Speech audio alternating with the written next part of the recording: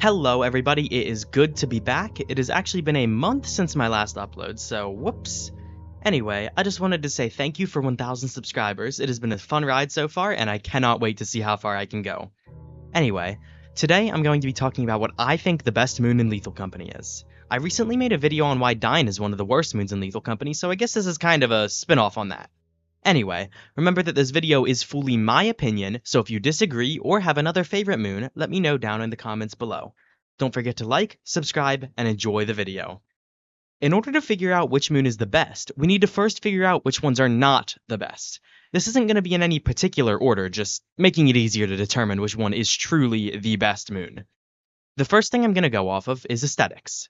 Now listen, some people may not care about this too much, but I can tell you right now that after 300 hours of playtime, the aesthetics of a moon play a large role in this decision.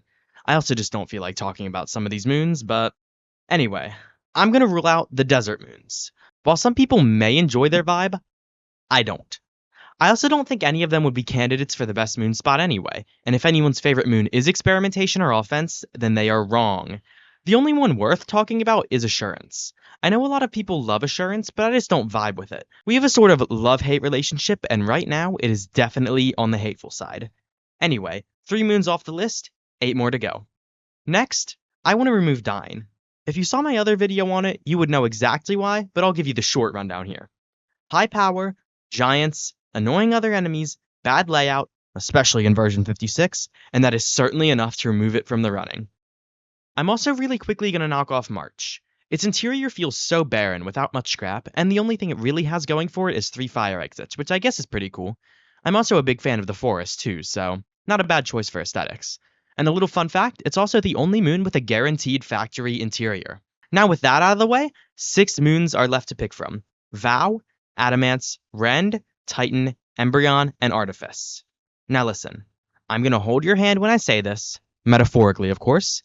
Embryon is off this list. No explanation should be needed, but I'll let Peter Griffin give you guys a short one anyway. In song. Old bird, amethyst, terrible fire exit. Apparatus removal is impossible.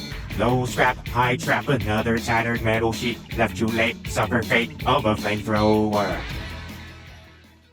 Okay, if I do any more of this, I'm gonna get copyright striked. Anyway, bye-bye Embryon.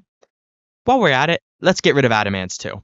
I also made a video a while ago about Adamance, but that's not a great video anyway. I don't like it at all. The bridge breaks too fast, the dogs and giants are annoying, the risk inside is too high, the fire exit bridge only works like 3 times. It certainly isn't a terrible moon, but it's definitely not #1 material. Titan is good for high quota. I wouldn't exactly consider it a very fun moon to play though. You just land, go up some stairs, and go inside. Then you leave as fast as you possibly can. Staying inside too long is risky, the outside is tiny, and this moon is a missed opportunity for the mineshaft interior in my opinion. Good luck if it's eclipsed, by the way. I like some Titan every now and then, but it certainly is not the best moon. Now, we have 3 spots left, and I will admit that these are currently my 3 favorite moons. Vow, Rend, and Artifice. Let's go through each of these one by one and see what they have to offer us. Starting with Vow, it's an absolutely beautiful planet. I love the grass scenery, and it reminds me a lot of March, or the spruce biome in Minecraft. The bridge is very forgiving here, allowing you to cross even when you are quite heavy, and I really like the fire exit here, even though you can't access it when it's flooded. The monster spawns here are very nice, other than the giant. I'm a big fan of the common mineshaft interior. The main issue with it, other than the giants of course, is its relatively small amount of loot compared to other moons on this list. Rend is a wonderful snowy planet. It is in fact my favorite snowy planet. I love it here. I do wish it was a little bit less foggy, of course, and the fire exit can be difficult to find your way back from at times, but the lights help a lot to lead you to and from your ship when you're going to main. The monster spawns here are actually very good, other than the giant again, and this is the planet that you're going to be most likely to get a shotgun on. The interior is a mansion most of the time, and when it isn't a mansion, it's a mineshaft, which is great if you ask me. Rend is the first paid moon I ever went to, and I got so lost that I died because the ship left without me, so that's a pretty fond memory I have of it. Finally, we are on to the beast that is Artifice. This is the endgame moon currently in Lethal Company. Costing 1,500 credits to go to it, it does offer the most scrap in the game with a mineshaft, mansion, or a factory interior. Now, While it does offer the most scrap in the game, it is also arguably the most dangerous. Lots of old birds, giants, and pretty much any interior enemy you can think of is here. This moon was really going to challenge you. The warehouse vibe is a cool idea, but I think the exterior is a little bit more on the boring side, but at least there's a nice accessible fire exit. Hopefully one of the exits aren't being camped by an old bird or a giant though, because they are right next to each other. This planet really is only for the truly skilled to get anything out of it, but it's quite amazing overall. So, out of these 3 moons, how am I going to pick my favorite? Well, we're just going to spin a wheel, of course. Just kidding, it's Vow. Despite its somewhat small scrap count, being the only free moon on this list means that Vow is accessible on the first quota of your Lethal Company game, which is a huge bonus. But even when you don't consider that bonus, there's still a lot to love. The monster spawns here are usually very forgiving, with giants not emerging until much later, typically, and you have a lot of ways to avoid them here.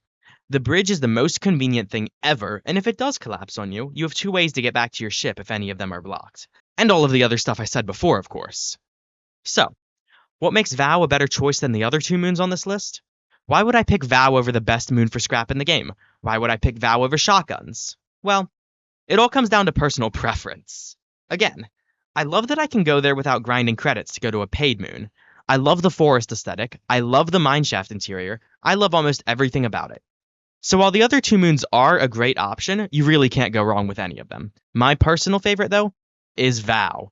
Again, if you disagree with me, let me know why down in the comment section below. I would love to hear what you guys think. Anyway, I'll see you guys in the next video. Bye!